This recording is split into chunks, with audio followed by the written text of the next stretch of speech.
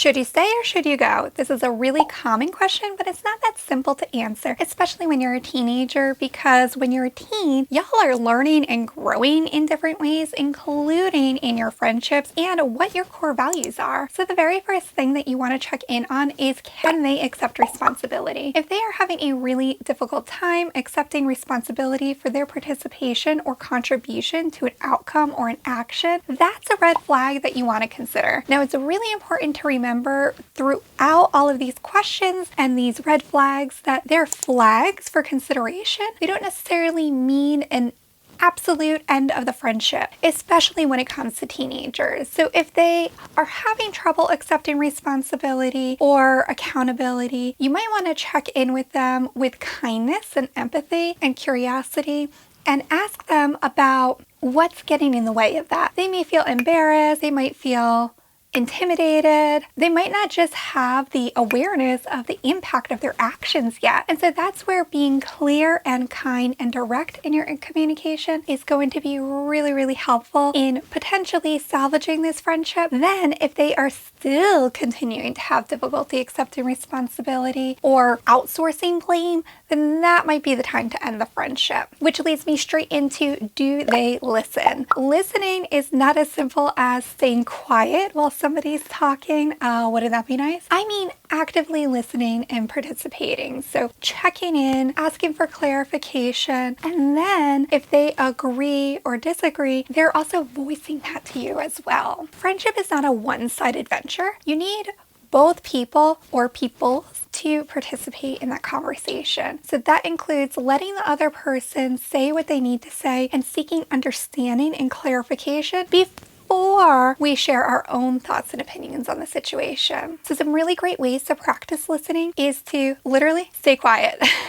Use your ears, not your mouth, to understand a little bit, and then ask permission to ask questions next. And the questions that they ask want to be based on gaining understanding, not trying to prove a point, which leads me straight into, are they abusive? So abuse is a really direct, strong term, but it's probably not always accurately applied. And I actually think it's under-applied in a lot of situations. We tend to excuse abuse because it's familiar. There are lots of different ways to be abused and to impart abuse on somebody else. So abusiveness is when somebody intentionally or unintentionally causes harm or damage to another person. And so when it comes to abuse, there's a few different categories that this can fall in, and this is not a comprehensive list, but this could be financial, emotional, intellectual, sexual. Now, one of the types of abuse that doesn't get talked about as often as I think it should, especially when it comes to y'all, is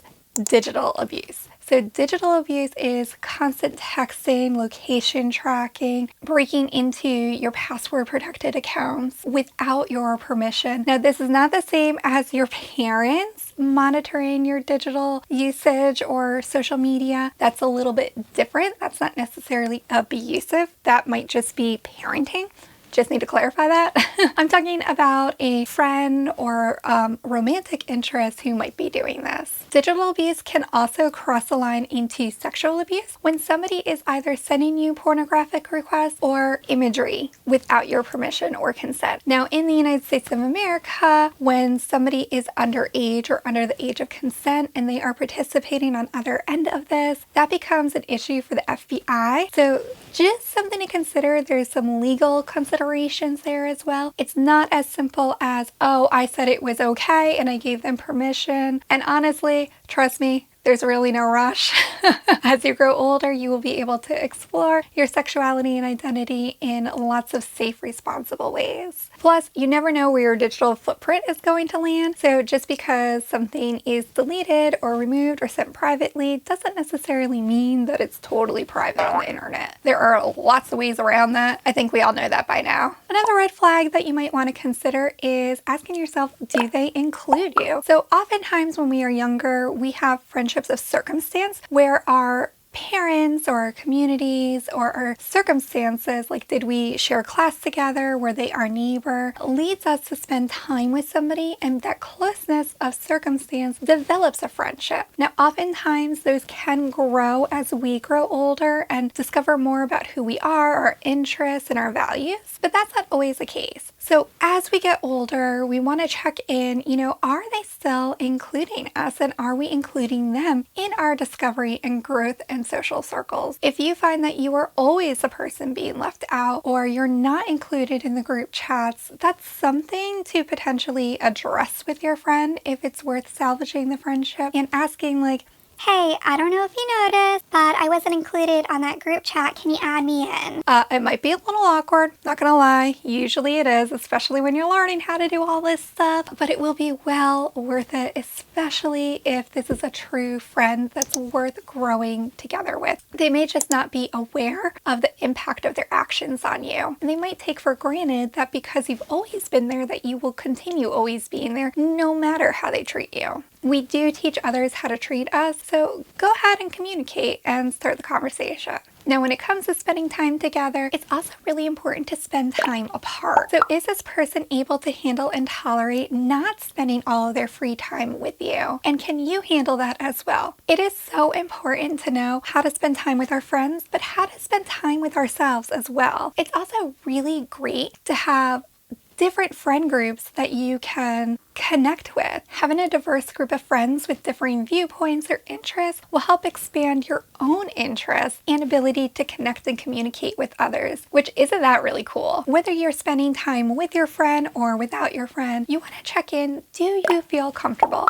I mean, physically and emotionally comfortable. Do you feel comfortable in your body when you are near them or when you think about them? Or do you feel unpleasant or uncomfortable? That discomfort is usually trying to tell you that something is happening that doesn't quite align with your values or what's important to you. Now, this could mean something for yourself, or it could mean something with the relationship.